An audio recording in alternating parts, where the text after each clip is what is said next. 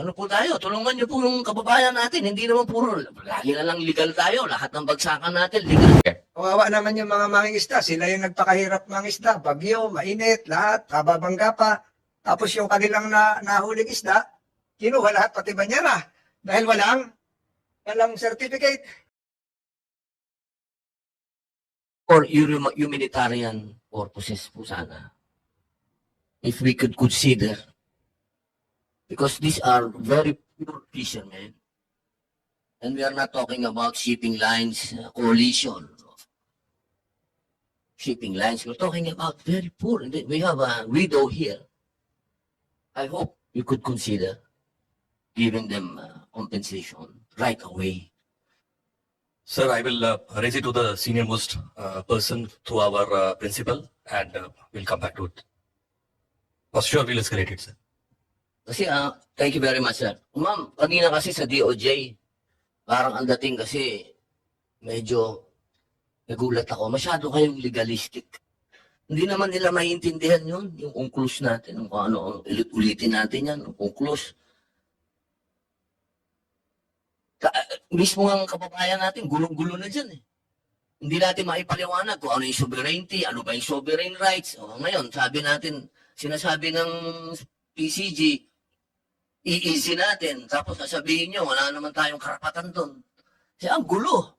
Naguguluhan yung tao. Ang naiintindihan lang ng tao dito, namatayan sila.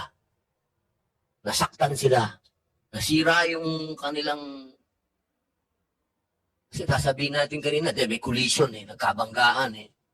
Hindi natin alam kung sino ang may... Hindi naman natin na kailangan pong... Ano, ako mismo, nakasubok akong maglayag. Nag-voyage ako dyan, experience. I went there 7 days in those seas. So alam ko pag gabi talaga, mahirap wala talagang makita. Kahit sinasabi ng PCG na may lookout, ako mismo, nandun ako, pag madilim na, wala ka na talagang makita. Kailangan nga patayin yung ilaw sa loob ng bridge para makita mo yung nasa labas eh. Tapos yung pinakita natin na tanker, nakita nyo naman kung nasan yung bridge no, nasa likod. Wala doon sa harap. Bago nila makita yung mga kababayan natin, napaka-imposible. Kaya ang hirap sabihin natin na mayroong criminal liability dito. Ako din, sinabi din naman ni Raymark kanina, parang ang hirap din namang sabihin na nakita sila. Napakasama mo namang tao. You are the most evil person na may nakita ka na to, babanggain mo pa. I don't believe that somebody is like that.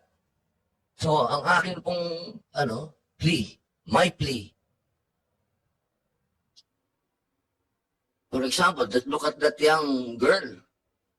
We have to take care of her education. Because there is no more, the husband is gone. So I hope we could consider this, sir. I know you have, you are an Indian. Yes, sir. Yeah, I got married in India. I studied your martial arts, Kalaripayat. Yeah, so I love India. I know you have a good heart, Indian people. I hope you could talk to your bosses. And So for sure, we have been cooperating with all the investigation. We will definitely continue to do so. We will abide by whatever is the findings. And being a manning agent, whatever is possible for our side, we'll definitely raise it to our principals. I hope we will not wait for the findings because that will take years. What I'm asking rather is for humanitarian reason. Your Honor, for sure, we will. Yeah, I will I escalate to the best of my ability, sir. Kasi definitely I agree with Senator Pimentel that this is an accident. But of course, if there's an accident and this is the agreed, we have to, be considerate.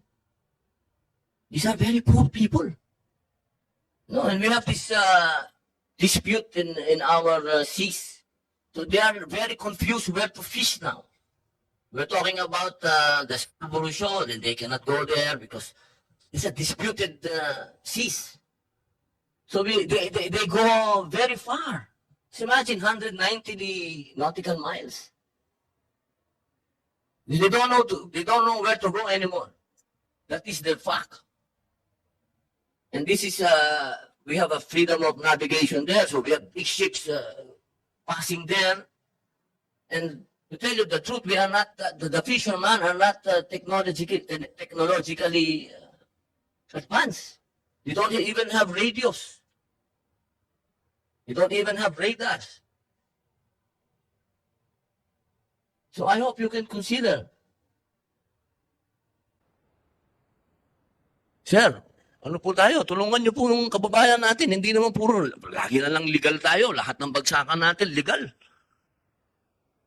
Ano po, Ma'am DOJ, please coordinate naman po sa PCG. Ano po, ano naman po siguro, ilan pong anak ninyo, Ma'am Eileen? Opo, 3 bale. Tapos, yung ibang namatay, marami din anak.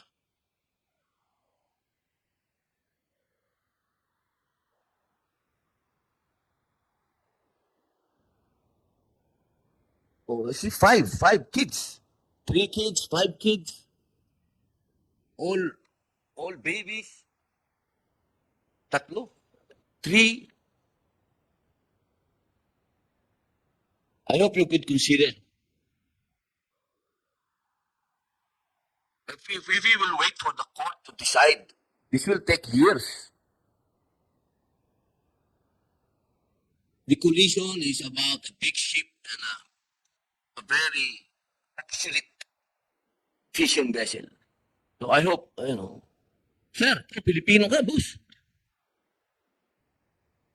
Saan tayong kawawa dito? Saan tayong kawawa? Sana naman ano naman ninyo. Kahit konting pagtingin nga, sabi nga sa salita natin, boss, konti lang. Hindi naman siguro malulugi ang kumpanya na yan para tustusan tong mga kababayan natin. Siguro, pag dumating na kayo sa kasuhan, iba naman na yon, di ba? Siguro, government to government na yon, hindi naman na siguro sila yon. Pero pagdating sa kanila, medyo ano naman tayo, boss. Oh. Sir, ha? Pilipino ka naman. Bolivar pa naman ang apelyido mo. Napaka magaling na tao ni Bolivar, boss. Ha? Revolutionary yun. Talagang lumaban para sa mga katutubo, mga mahihirap na tao. Yun lang po. Maraming salamat po, Mr. Chairman. Salamat po, Senator Padilla. So, to reiterate, as called from the committee hearing conducted today, is that we're treading now into the humanitarian zone. We're not disregarding Colrex, we're not disregarding UCLOS, we're not disregarding SOLAS, we're not disregarding all the appropriate, the relevant provisions concerning navigation and collision avoidance, compliance with port state control and flag state requirements. We did not even ask the name of the ship captain here. We never, but we will find out. There would be liabilities perhaps that would implicate the ship captain for failing to report the accident, if it was indeed an accident, promptly to the nearest Coast Guard or Maritime Authority, that would be Singapore, as required by international maritime regulations, and failure to render assistance to the smaller vessel, its crew and passengers, and a lot of other things. So napunta na tayo dun sa to provide humanitarian assistance to the crew, the survivors, and the widows here. So I associate myself with the pleas coming from Senators Pimentel and Padilla when we suspend the investigation, because we're now going to item number 2.